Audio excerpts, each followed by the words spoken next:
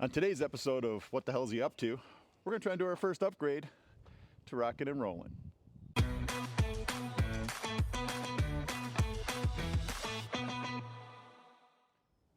Well, good day, good people. Thanks for tuning in. I'm Leon, the bearded top hat. And today we're going to talk a little bit about some troubleshooting I did last week that led right into me wanting to do a little bit of upgrade. So let's get into it.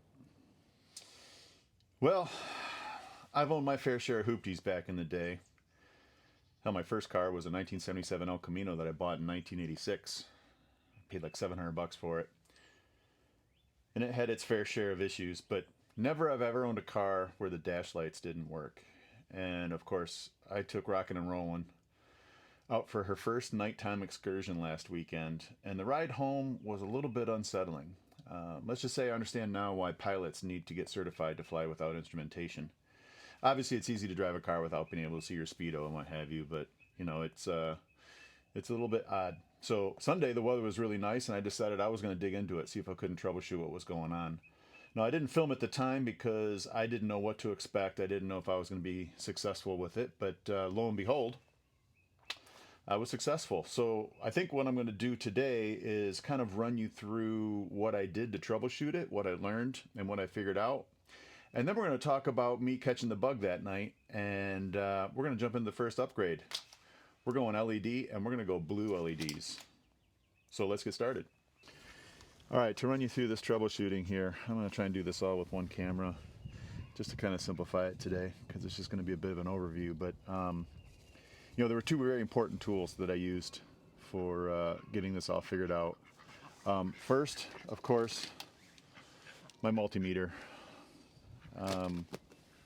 That really gave me all the proper answers. And then the second tool that I used was AI. I use AI a lot to learn everything that I possibly can. It's good to have a second opinion. You know, two heads are better than one kind of a thing. And I use Gemini. Doesn't steer me wrong, but took a little while. But we were able to get this all figured out, and I did get it working. So the very first thing that I wanted to take a look at was, of course, the fuse box. So let's talk about that. All right, the fuse box is up underneath the dash here. And in this particular case, it's an old school glass fuse type of fuse boxes. And the fuse in question for the cluster is the one at the very bottom here. So naturally, I wanted to make sure that that fuse was okay. So I replaced it, and that didn't make a difference. I was a little bit concerned that the problem was going to be greater than just swapping out a fuse. It couldn't have been that easy, of course. So that's when I started to pull everything apart and start to really dig in.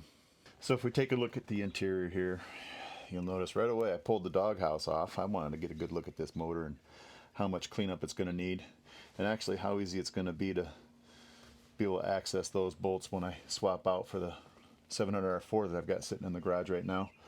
But for the most part, we had to pull this panel off, and it comes off pretty easy. You know, there's just screws in each of the corners. There isn't any screws on it right now. I left it all off because I knew I was going to be doing this video here.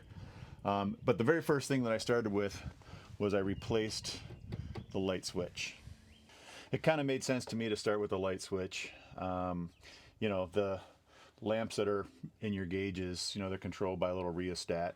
And I figured, if that switch was still 50 years old, that it could probably use some replacing anyways, which I think is going to be my approach moving forward with everything. If I'm going to have to touch it, it's either going to get cleaned up and painted, or it's just going to get replaced altogether. So I went out and bought myself some GM genuine parts here. I got myself a new switch, and this is what it looks like.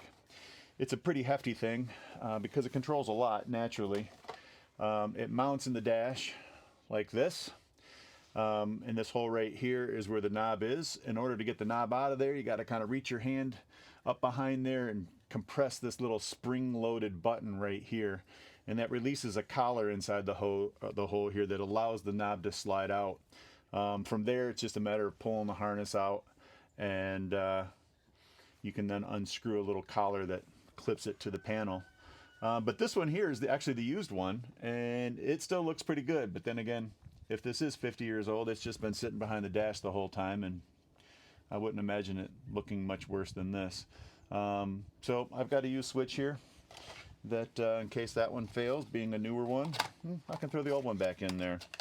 So once we got the switch out and replaced, that didn't seem to help. So next it was time to grab that multimeter and start testing some wires. All right, so for the panel itself, I've got it kind of tilted forward here just so you can kind of see what's going on. I pulled the knob out of the light switch. There's that collar that I was talking about. You do have to be careful of your windshield wiper knob there. Make sure that you clear that. And to pull it forward here, I released the speedometer cable. There is just like a little spring-loaded flange underneath here that grabs a hold of it, that releases it. Over here on this side, we've got our lighter with a couple of wires there that got released. And then we've got two main harness clips here that clip into the back of our cluster here.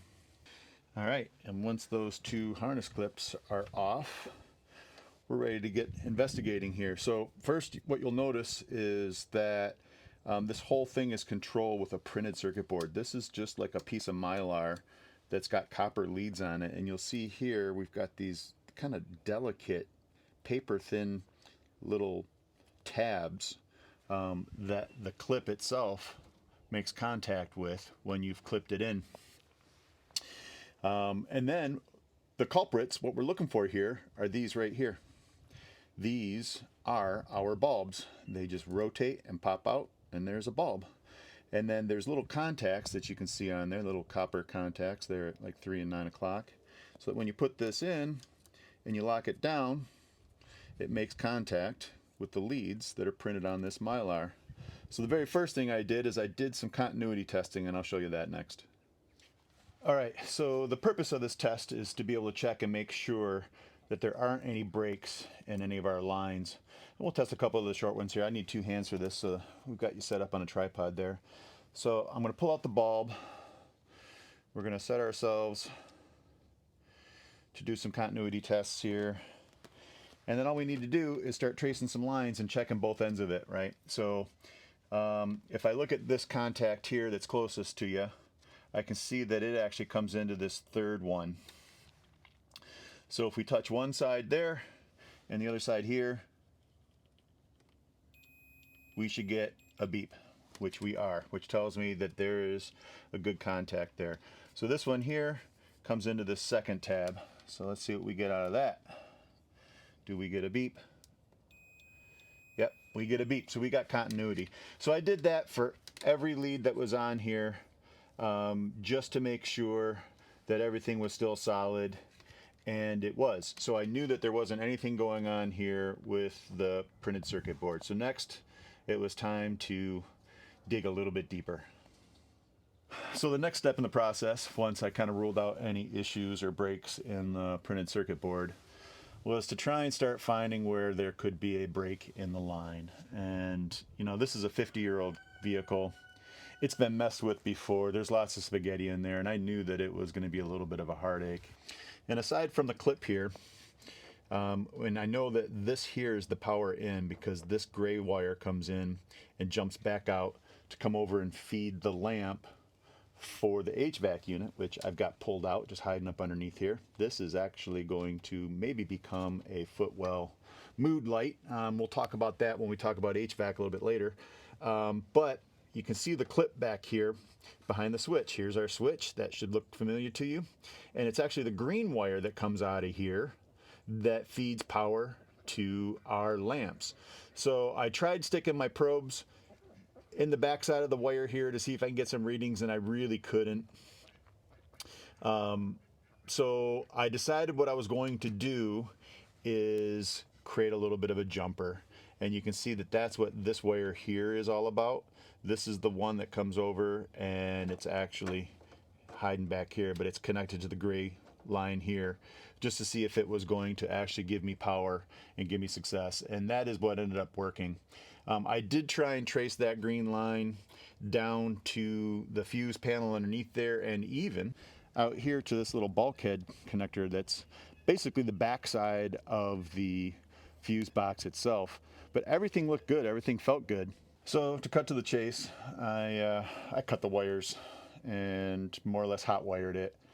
I knew where the power feed was and I knew where it needed to go in, so by putting that jumper wire in there, it worked. And now that I'm going to do the upgrade, I'm going to go with blue LEDs. I need to do some rewiring of the whole thing anyways. I will put an inline fuse just to make sure that we're still fused at 3 amps as we should be. Because they are LEDs and I want to be able to dim them, I had to buy a pulse width modulator, a PWM knob that will allow us to dim the LEDs. And as I mentioned before, I'm probably going to run a couple of extra ones up here, maybe into the footwells for a little mood lighting up front, just to kind of complement all the fun stuff that we're going to do here in the back once we get started on that. So let's take a look at what I bought. Obviously, it all starts with the LEDs. These are WLJH. Wow, LED just here, whatever that is. But these are blue LEDs. There are 5 of them on each bulb. So we got one on all 4 sides and one on the end, so it illuminates in all directions like a bulb. Yeah, I hear ya. And then we've got the T10 sockets, which should look quite familiar, so that these actually mimic the bulbs that were already in there. So this is a 10 pack. We'll have a couple of extras, and therefore, you know, we can do some mood lighting with it. Next to that, got a bunch of wiring because obviously we need wire. Most importantly, we've got our inline socket holders. These are fuse holders, fuse sockets. I ended up buying a bunch of them because I figure the more work I do, the more of these I'll probably need. We've got our PWM. Here it is here. It is a button instead of a dial, but it's the type of button that you press and click it to turn on and off, or you press and hold. Mister, I'm trying to film over here. Go tend to your hens. What, are you going to join me? Look it, we got company. What are you doing, Missy? Of course, now I'm not going to know if I'm framed her anymore or not. But anyways, we'll fake it. So I got my PWM. Press to turn it on and off. Press and hold for it to swell up and down for D-gads. All right, I'm going to have to start all over again. Let's try this again. To control it all, we've got our PWM here. This is something I'm pretty excited about. Instead of having a dimmer switch or dial, this is like a button. Click to turn it on and off. Or press and hold, and it swells up and down from a dimmer standpoint. But it might be hard to see, but it's got a little collar on it that's going to It's going to glow blue, and it should look pretty good on the dash. Now, it's got this really nice tin faceplate, if you will, for mounting it. And one of the things I was thinking about doing was maybe mounting it right here next to where the lighter is going to go. But that faceplate's going to be a little bit too large, but that's okay, because it will just screw off of there. I'll drill a little hole in there, and I will have it mounted right next to the lighter. And of course, just for shits and giggles, I got a new lighter that we'll be able to install in there. Who knows, maybe if I'm at a couple of van-ins or what have you hanging out, somebody might ask for a light, and then I will have it. To hold it all together, we are going to use lever nuts. Now, lever nuts are an interesting connector.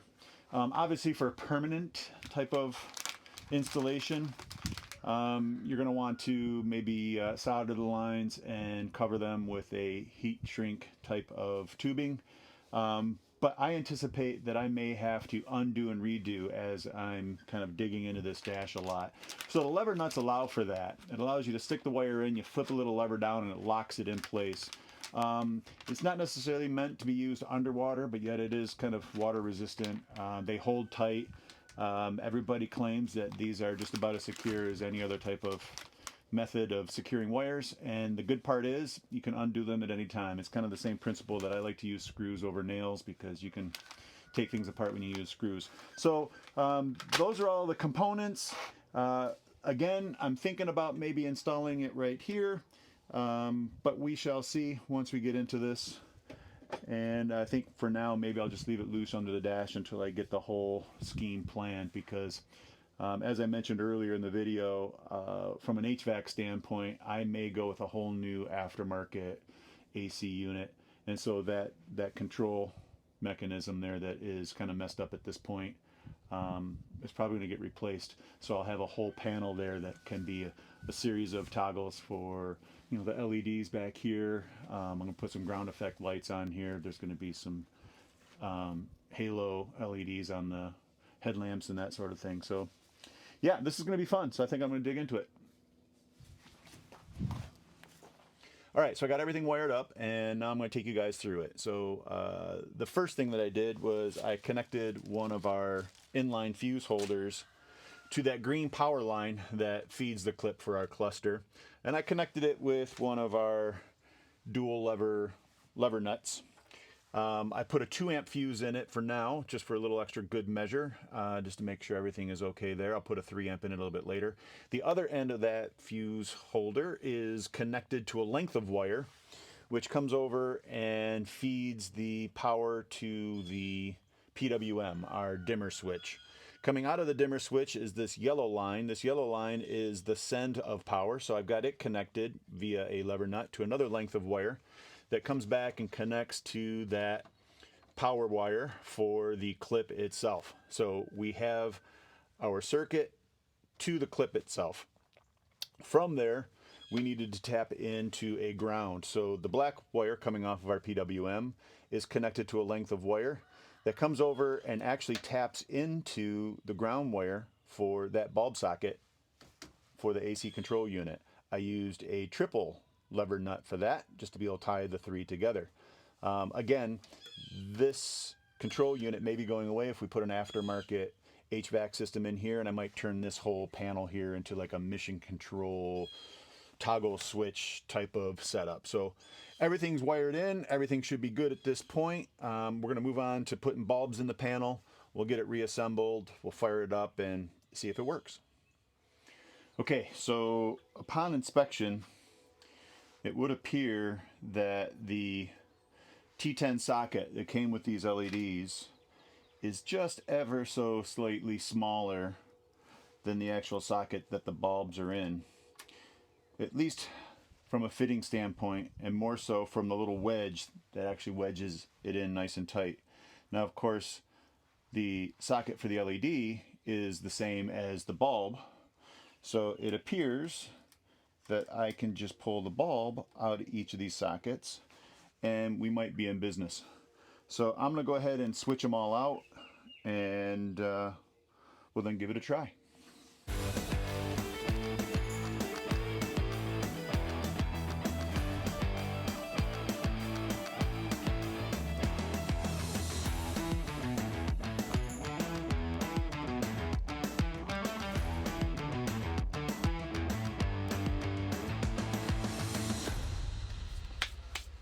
All right, they're all in. Let's get it assembled.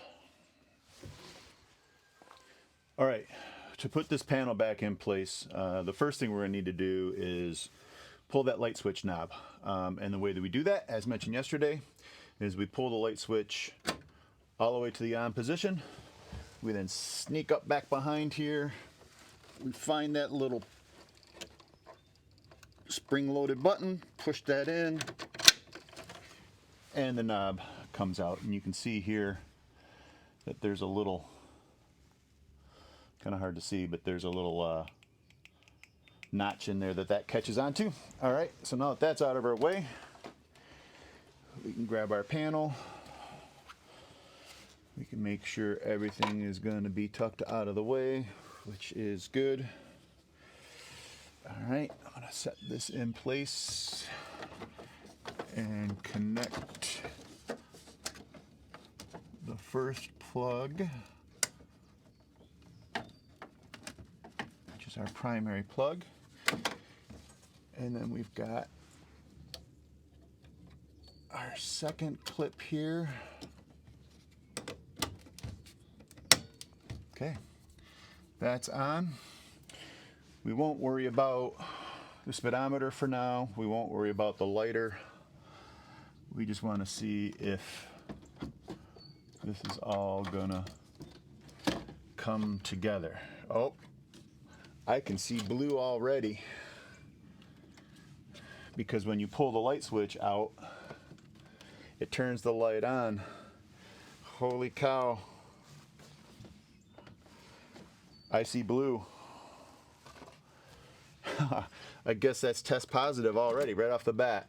Off, on. I don't know if I can see it over here.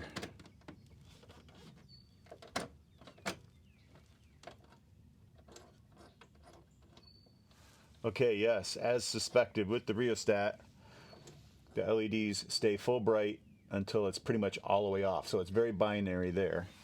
But with our PWM, and you can see the blue collar now, if we press and hold,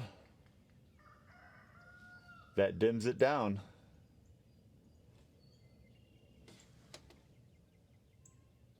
Okay, and then I guess we have to press and hold again for it to come back up. Here they come, back up. And then on and off with the click of a button. That's fantastic.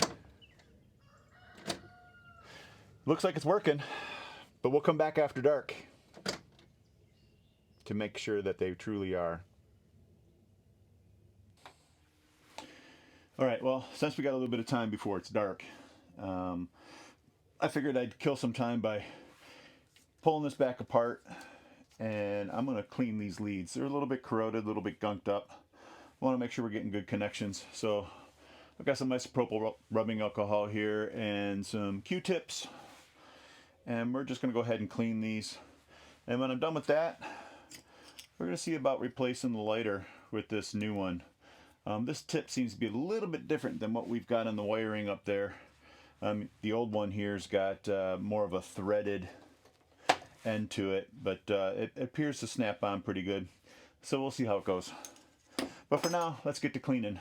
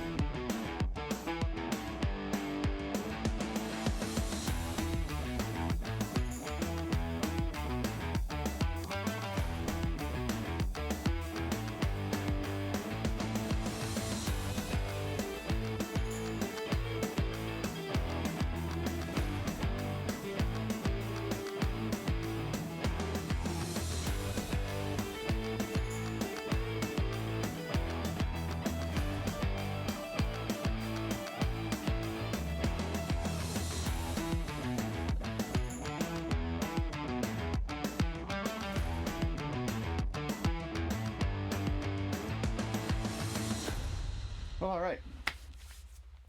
They got squeaky clean. I wouldn't say they're shiny and bright, but each Q-tip does have a little bit of nastiness on it. So I think this, even just a little bit, kind of helped.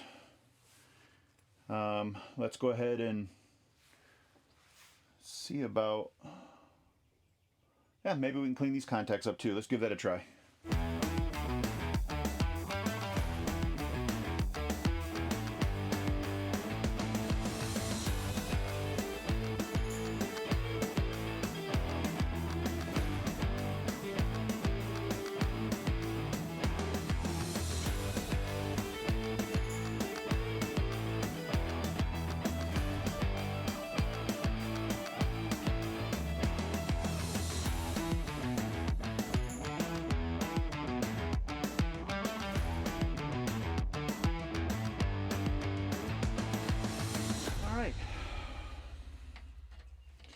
It appears as though they're a little bit cleaner.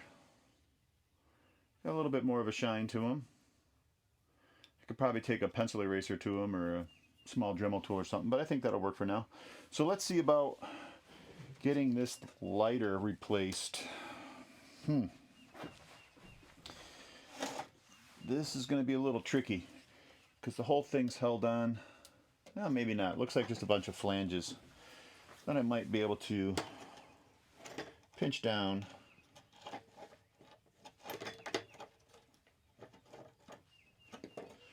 to get it to pop out.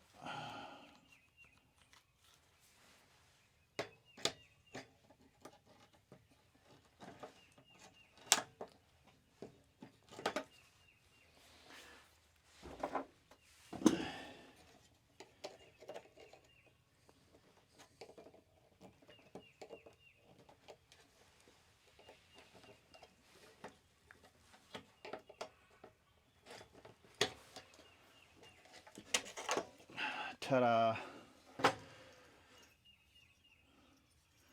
Yeah, that's a little rusty and corroded in there. All right, so the new one hopefully is the exact same size. While I'm at it, I might as well take one of these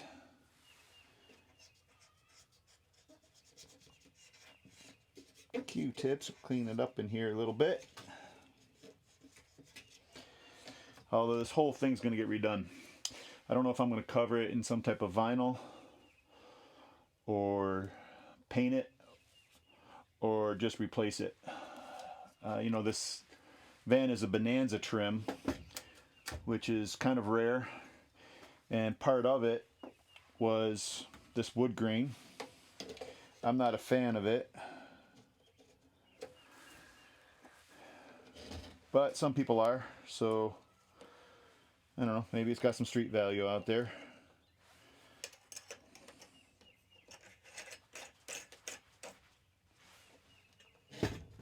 Get ourselves centered on the hole, screwed down tight.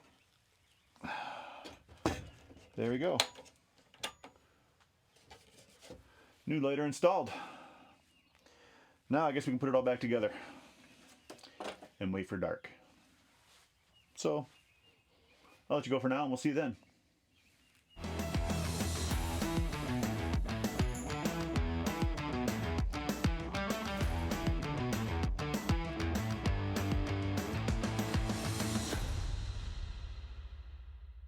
Well, I came back out at dark and I had blue lights, but a few of them weren't illuminated, and that was a little bit anticipated because I know with the LEDs there's polarity. So all I had to do was reverse a couple of them and the whole thing's lit now. So I shot some footage and I'm going to show that to you here in a moment. But before I do, I just want to bring this one to a close and thank you for sticking around this long if you've made it to the end of the video here. If you want to be able to follow along, you know what to do. You know what buttons to push. And if you want to be able to check out some of my other shenanigans, like my band stuff and what have you, just go to thebeardedtophat.com and check out my link tree. So once again, thanks for joining me today. I'm Leon, the Bearded Top Hat, and we'll catch you in the next one.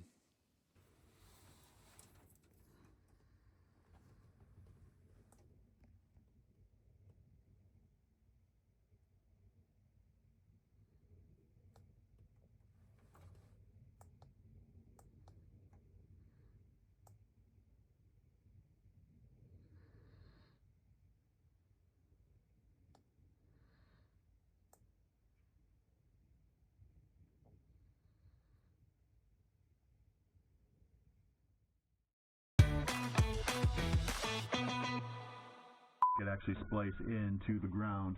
What are you up to, mister? You gonna come up here and join us today? You're just dying to be part of this video, aren't you? Anyways, so I tapped into the live wire that comes off of the switch, and that is where our fuse holder is connected. I then connected a long piece of wire to the other end of the fuse holder, and that then connects to